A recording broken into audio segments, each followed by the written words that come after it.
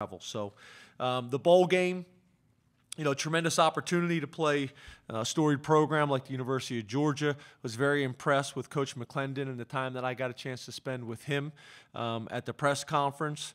It's great going to be it's going to be great having some of our guys back. Obviously, we missed Carl Nassib.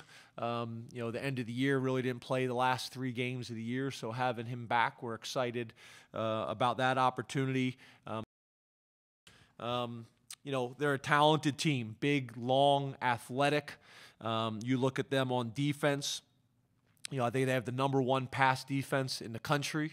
Offensively, they're big and physical. Their tailback has had a really, really good year and is going to be a challenge for us. And then the thing that really jumps out to us that's going to be a concern is special teams. Special teams, they've been really impressive. Their wide receiver, number 16, Isaiah McKenzie, 5'8", 170-pound sophomore. He's been electric as a returner.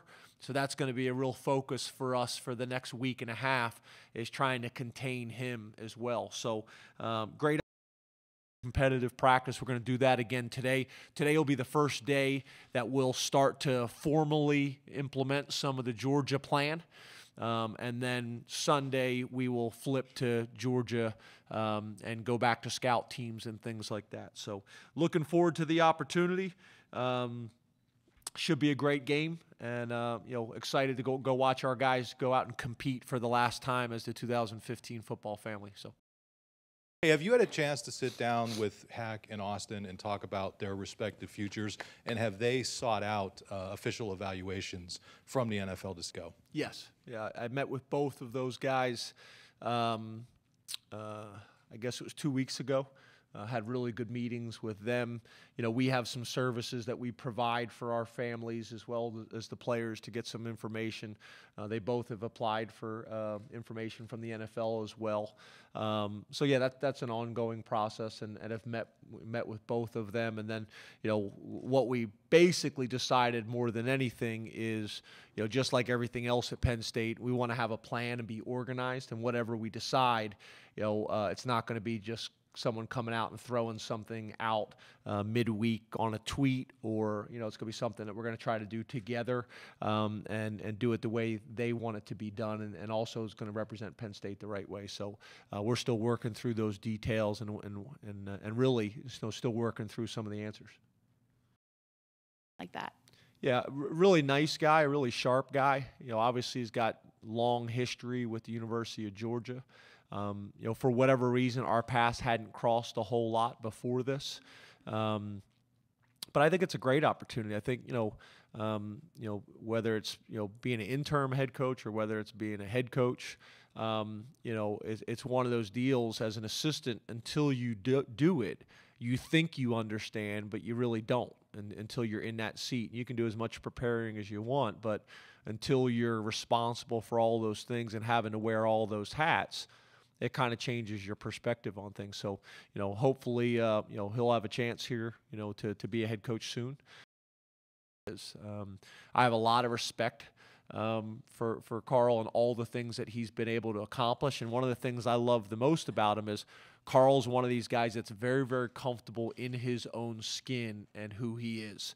The type of student he is, the type of person he is, the type of player he is, how passionate he is, how motivated he is, how much he cares about Penn State and his teammates. He's a guy that really took this whole Penn State experience and ran with it. So really proud of him. It was also cool to watch him kind of interact with all those other players at the different national awards. Regular season? I think it's hard to kind of recreate yourself at this point of the year. I do think there'll be things, parts of the package that maybe they want to emphasize more than others, than maybe the previous coaches would have done. So yeah, you'll see a different flair. You'll see some changes there. But it's not like we're going to go out there and it's going to be the wishbone. There's going to be a lot of similarities to what they've done. They'll just emphasize, no different when we played Maryland. So we're just going to continue talking to them about it, the importance of making great decisions. the importance of surrounding themselves with positive people and positive environments. Not only holding themselves accountable, but holding their teammates accountable. I'm pretty confident that we're going to go down there and represent ourselves the right way again. Does that mean that 125 18 to 22-year-old males don't make a mistake from time to time? Yeah, they do. But I've been very pleased the year and a half that we've been here, how we've done that, and we're just going to continue keep talking about it, keep educating them about it. We do double bed checks and things like that. But more than anything, we just talk to our guys about making great choices and make sure that we want them to have a great experience, but we also want them to focus that we're also there to play a game and represent Penn State the right way. Opening statement would be, we're excited to go down to the TaxSlayer Bowl. We're preparing hard. We have a good weekend ahead, scheduled to get going on Georgia preparation, and our guys are getting healthy and looking forward to going down south for this game. You. Well, the running back's really good, even though he's the backup, but Georgia just keeps a stable of running backs. He's a legit 1,000-yard rusher. And they have 3 receivers that are really good. They're explosive in the punt return game. I think they have 3 punt returns for touchdowns. And they're dangerous in that sense that if you get them out in space, they have speed that they can score in one play. So we've got to contain the run game. We've got to, shut that down and force them to be one-dimensional, which is the pass game, and just not allow any big plays. Yeah, there's quite a few guys, up front, Robert Windsor and Camonte Carter and those guys, Sharif. The Wild Dogs will replenish. Clearly, we'll lose some experience with Zetto and Nassib and those guys.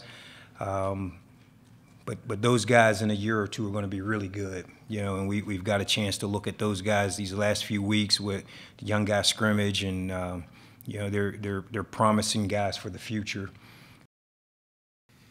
I think a lot of our young guys have really taken advantage of these extra practices.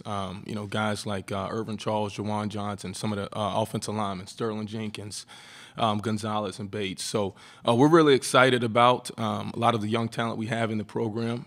These guys got a really high ceiling. They'll continue to learn. They're a very talented group, but they're also a very smart group when it comes to football. So they take a lot of pride in learning the offense. And so we're excited what the future holds. These guys obviously got to continue to develop, but they all got bright futures. Kind of year that he did. I was very pleased with Chris Godwin's performance this year. I think people saw a glimpse of kind of what I was talking about. He's a very talented player. He's a very mature player. Takes a lot of great pride in how he practices and prepares himself.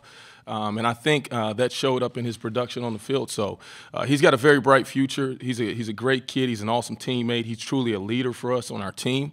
And he's a guy that we're really, really excited about. And he's only going to continue to get better as the years come. But as you all were able to see, he had a great season. And he's looking forward to building on that in the bowl game and as future seasons come ahead. Still should be doing that sort of thing. It's a grind. After last game, you don't get a chance to kind of put that game to rest because you're moving on to recruiting. The evaluation period opens up, so we hit the road. We've been gone for the past 2 weeks, so it seems like a lot of time has been away from Lash and a lot of time away from our players. So we're excited to get back and get around our guys and get more into these developmental practices as well as we start preparing for Georgia. But, recruiting never stops. Right now we're in a dead period. So we are able to take some days away from being on the road and be around our guys. But we got to continue building towards the future as well as developing the players that we have in our program today. Yes, I did go through that process. I was fortunate enough as a player, I've submitted just to get the feedback. As a player at that time, I knew I was coming back. I didn't have the kind of the options that some of these other guys have. But I did go through that that procedure as far as getting the feedback from the NFL, and it's a very honest feedback that the NFL gives you. and they kind of tell you, what's in your best interest from their standpoint. And then obviously each kid's got to sit down and weigh their best interest, not only from their football, their academic, as well as their social life and family life structure standpoint. So, obviously it's a stressful time for a lot of kids because they want to make the best decision. And you can imagine 19, 20-year-old kids are getting pulled in a lot of different directions.